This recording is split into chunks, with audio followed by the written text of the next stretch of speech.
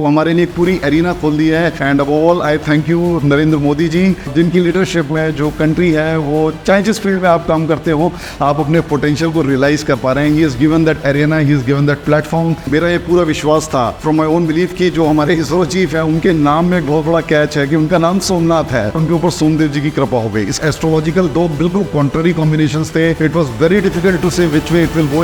Hello friends, there is a total moment of joy for the country and in fact दुनिया के भी जो space enthusiast हैं उनके लिए बहुत खुशी का विषय है। चंद्रयान 3 लैंड कर चुका है, तो मैं इसमें बहुत जल्दी इस चीज़ पे जाऊंगा कि पहली बात तो चूंकि हमारा सनातन चल रहा है तो हम उसमें सनातन का लिंक या सनातन के साथ हर एक इवेंट का जो स्पेस एक्सप्लोरेशन है वो क्या लिंक होता है, क्योंकि सनातन की कॉस्मोलॉजी बहुत एडवांस थी और अब वो वेस्टर्न साइंस मेथोडोलॉजी से और ये जो लैंडर्स है इनके जरिए क्या कन्फर्म होती कि नहीं, इस बात पे हम फोकस करेंगे। सबसे पहले तो मैं बात करता हूँ कि जो चंद्रयान 3 को जिस तरह से अचीव किया उन्होंने 150 मीटर पे जो हॉवर किया उसको चंद्रयान 3 को, और उसके बाद उसको धीरे धीरे लेके आए ना controlled way with lot of reserves of power, with lot of reserves of all parameters. तो इतने ब्रिलियंटली ये ऑटोमेटेड प्रोग्राम था क्योंकि इसके चांसेस ऑफ सक्सेस जो हैं बहुत कम होते हैं। But we had in our last video we had said कि हमारा 50% फेलियर जो चंद्रयान 2 का था वो मतलब पार्शियल सक्सेस हो गया था। तो अब there is no reason that we will not succeed and finally we have succeeded. इसमें सबसे पहले मैं आपको बताना चाह रहा हूँ, मेरे दोस्तों के साथ I was just discussing with them कि इसके ऑड्स बहुत ज्यादा होते हैं, लेकिन मेरा ये पूरा विश्वास था फ्रॉम माई ओन बिलीफ कि जो हमारे इसरो चीफ है उनके नाम में एक बहुत बड़ा कैच है कि उनका नाम सोमनाथ है, उनके ऊपर सोमदेव जी की कृपा हो गई। इसके अलावा क्या था कि एक एस्ट्रोलॉजिकल दो बिल्कुल कॉन्ट्ररी कॉम्बिनेशंस थे। It was very difficult to say which way it will go. एक तो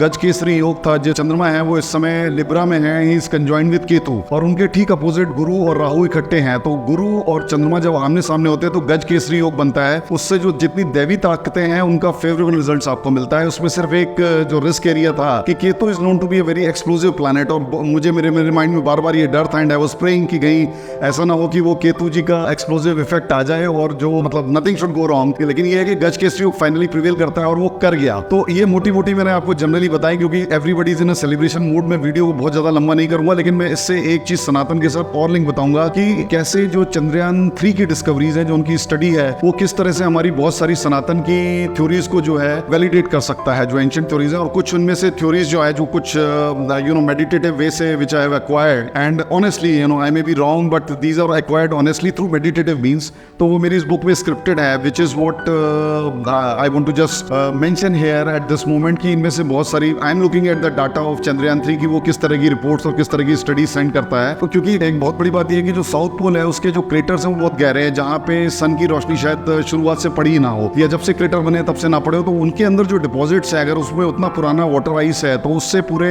जो ब्रह्मांड की क्रिएशन के कई सीक्रेट्स हैं, जो अर्ली फॉर्मेशन ऑफ अर्थ है या मून है, मून फॉर्मेशन इवेंट है, इसके बहुत सारे सीक्रेट्स रिवील हो सकते हैं। That is what we are looking forward to. And कुछ जो मेजर थ्योरीज हैं उनको मैं आपको ब्रीफली कवर करूंगा कि जो शायद चंद्रयान 3 का data which as and when it comes we will confirm it. So सबसे पहले इसमें जो प्रोमिनेंट है the theory of cosmic reflections. तो अब क्या है कि साउथ पोल का कुछ हिस्सा जो है जो क्रेटर के अंदर है उसके अंदर जो कॉस्मिक रिफ्लेक्शंस है वो इतने फ्रीली नहीं पड़े हैं, क्योंकि जो मेन एक्शन जो है सोलर एनर्जीज का या जो सन रेज होती है, सोलर विंड है, उसका एक्शन वहां पे बहुत कम होगा जो कि बाहर की रेगुलेट में होगा। तो इमीडिएट विसिनिटी में दोनों तरह की ऑब्जर्वेशंस पॉसिबल होंगे। Theory of cosmic reflections basically ये होती है कि डिफरेंट कॉस्मोस की एंटिटीज हैं वो किस तरह के इलेक्ट्रोमैग्नेटिक रेडिएशंस और रिफ्लेक्टेड सनलाइट या सोलर एनर्जी या स्टेलर एनर्जी को एक दूसरे की तरफ भेजते हैं। Next is particle exchange theory की जो अर्थ और मून के बीच में there are lot of gases and particles which are exchange. We have covered it in a separate video, आप उसको देख सकते हैं हमारे चैनल वीडियोस में। I am not even going to mention the link, उसमें आप देख सकते हैं, जिसमें कि एक जो था कगुया ने कंफर्म किया था कि how the oxygen is leaked out to moon from the earth in the 5 days of the no moon earth days में, जो था जो अर्थ ने पूरा ब्लॉक किया हुआ था एक तरह से सनरेज को, तो उस समय मून को उन्होंने स्टडी किया था। नेक्स्ट जो है वाटर फॉर्मेशन, जो मून पे वाटर फॉर्मेशन है वो क्या रेडीमेड फॉर्म में आया था या वो बाद में बना due to some continuous process, के ऊपर भी हमारी अपनी हाइपोथेसिस और रिसर्च है वो वैलिडेट होती है कि नहीं, that is what we are going to observe. Next is the influence of moon on earth weather. तो सनातन के अंदर जो पूरा कैलेंडर है, हम कई बार ये बोल चुके हैं अपने वीडियोस में कि वो पूरा कैलेंडर ही लूनर बेस्ड होता है। बारिश के प्रेडिक्शन है, मौसम के जनरली ठंडा होगा, गर्म होगा, मेनली बारिश से उसका बहुत ज्यादा लिंक है प्रेसिपिटेशन के साथ, not so much with the temperature. तो वो चीज इस बात से चंद्रयान 3 की स्टडी से वैलिडेट होगी। देन मून रेगुलेट इंटरेक्शंस की, मून की जो रेगुलेट है वो किस तरह का उसका केमिकल कंपोजिशन है और किस तरह से वो बिहेव करती है, बिकॉज मून की जो रेगुलेट है it is also the exosphere for the moon. So we are at the extreme atmosphere of the moon right at the surface. That is a very interesting phenomena that we are going to observe in this.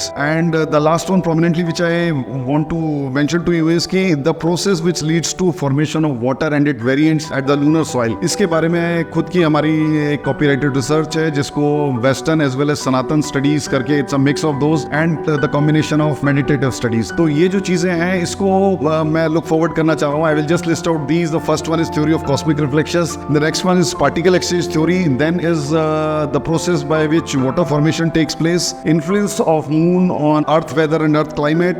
Then moon regolith interactions. Next one is what exchanges take place between earth and moon. And the last one है formation of water and its derivatives, hydrides है, hydrates हैं.